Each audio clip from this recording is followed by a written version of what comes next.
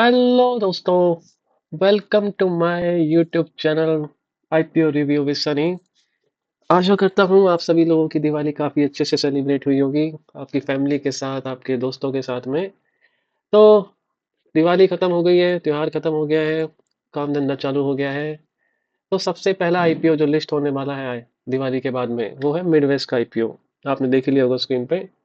इसका अलॉटमेंट भी आ गया था दिवाली वाले दिन 20 तारीख को। और 23 तारीख को इसका यानी कि कल रिफंड इनिशिएट हो जाएगा और कल ही आपके डीमेट में शेयर भी आ जाएंगे और परसों इसकी लिस्टिंग होने वाली है।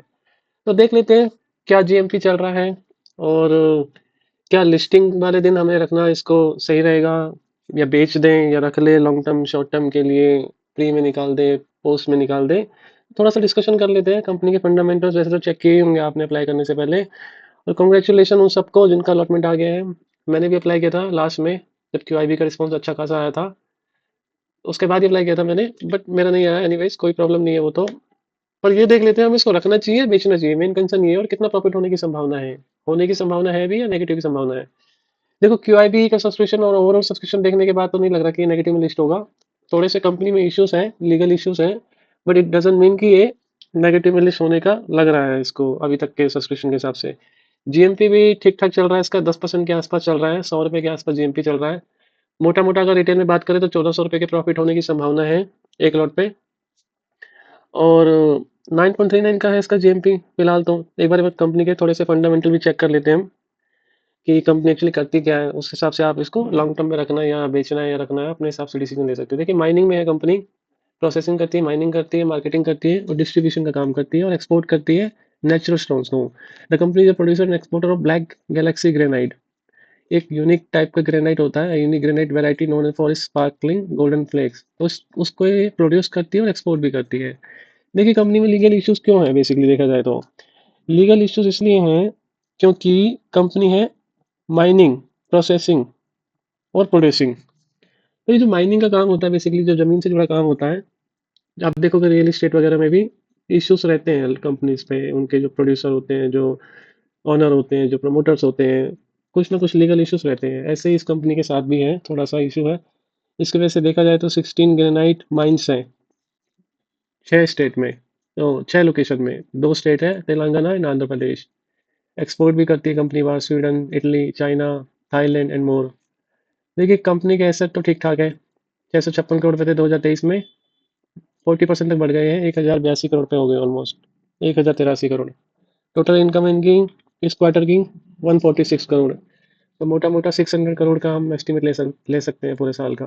तो टोटल इनकम तो खैर कुछ ज़्यादा नहीं बढ़ी है 2023 से, अगर देखा जाए तो इक्वल इक्वल सी है। लेकिन प्रॉफिट बढ़ा है, 25 करोड़ दिखा रहा है एक क्वार्टर का, यानी कि 4 क्वार्टर का मोटा मोटा 100 करोड़। पिछले साल 133 करोड़ था, उससे कम है लेकिन। तो ये थोड़ा सा इशू है, लेकिन होता है कई बार ये सीजनल भी होते हैं। अब कई बार होता है दिवाली त्योहार वगैरह पे लोग ज़्यादा परचेजिंग करते हैं, घर बनवाते हैं, ग्रेनाइट लगवाते हैं उसमें अपने हिसाब से। तो हो सकता है नेक्स्ट क्वार्टर इसका अच्छा है, उसके अकॉर्डिंग इसके क्वार्टरली आपको देखना पड़ेगा, ट्रैक करना पड़ेगा। बोरोइंग भी अच्छी खासी है, 150 करोड़, 120 करोड़, 236 करोड़ 2025 में। अभी 270 करोड़ है। बट थोड़ा सा ये है कि इससे ये बोरोइंग भी कम करेगी। डेप्ट टू इक्विटी इसका 0.43 का बन रहा है बोरोइंग के हिसाब से। आरओई देखिए 19.42, ठीक है। आरओसी 18.84, अच्छा है। ईपीएस जो आ रहा है, अर्निंग पर शेयर आपका 26.97 पोस्ट आईपीओ, ठीक है, ओके है। प्राइस टू अर्निंग इसका आ रहा है आपका 39.49 पोस्ट आईपीओ, ये भी ओके है, इतना खास नहीं है। Price to book value 6.5, okay है। ऑब्जेक्टिव देखिए इन्वेस्टमेंट करना है इसको 130 करोड़ का, the wholly owned subsidiary by way of a loan towards funding capital expenditure for the phase 2। बाकी इसको कैपिटल एक्सपेंडिचर करना है 26 करोड़ के लगभग का। ये फिर 3 करोड़ का कैपिटल एक्सपेंडिचर है। ये देखिए प्री पेमेंट एंड रीपेमेंट, ये 56 करोड़ का इनको रीपेमेंट करना है। बाकी जनरल कॉर्पोरेट पर्पज है। देखिए क्यूआईबी का अच्छा खासा रिस्पॉन्स आया, 147 टाइम्स, काफ़ी अच्छा रिस्पॉन्स है। एनआईआई देखोगे ओवरऑल तो 176 टाइम्स हुआ है। अगर एप्लीकेशन वाइज देखा जाए तो 40 टाइम्स, 40.51। 2 लाख वाली एप्लीकेशन में आपका 120.56 एंड डिटेल में 19.68। ये इसका ओवरऑल आपका सब्सक्रिप्शन आया है। देखिए मुद्दा वही है, रखना है बेचना है, कैसी कंपनी, कंपनी ओके है। बट मुझे थोड़ा इशू लगा अपने साइड से। अगर मेरा अलॉटमेंट नहीं आता नहीं आया है जैसे, तो मैं इसको लेने का प्लान तो नहीं कर रहा फिलहाल। कोई मेरा इसमें इंटरेस्ट है नहीं इस कंपनी में इन्वेस्टमेंट करने का। बहुत कंपनी है मार्केट में इन्वेस्टमेंट करने के लिए।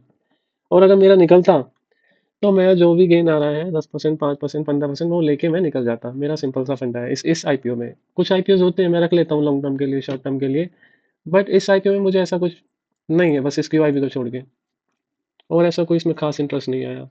बाकी रेट भी ठीक ठाक चल रहा है, 100 रुपये चल रहा है। अगर आपका 1500 2000 बनता है कंपनी लिस्टिंग वाले दिन, तो आप इस हिसाब से निकल सकते हैं। आप एक बार अपने फाइनेंशियल एडवाइस से कंसल्ट कीजिए, उसके अकॉर्डिंग आप अपना डिसीजन लीजिए। बाकी मेरी तरफ से कोई बाइंग सेलिंग की रिकमेंडेशन नहीं है, आप एक बार डिस्क्लेमर पढ़ लीजिएगा डिस्क्रिप्शन में। और आगे कोई ऐसे ही आईपीओ की, ओएफएस की, बायबैक की या किसी भी टाइप की शेयर मार्केट से रिलेटेड कोई भी आपको जानकारी चाहिए तो इस चैनल को फॉलो कीजिए। और फिर भी कोई क्वेरी रह जाता है तो आप कमेंट सेक्शन में डाल दीजिए, मैं ट्राई करूंगा कि आपके कमेंट का रिप्लाई कर सकूं। Thank you so much.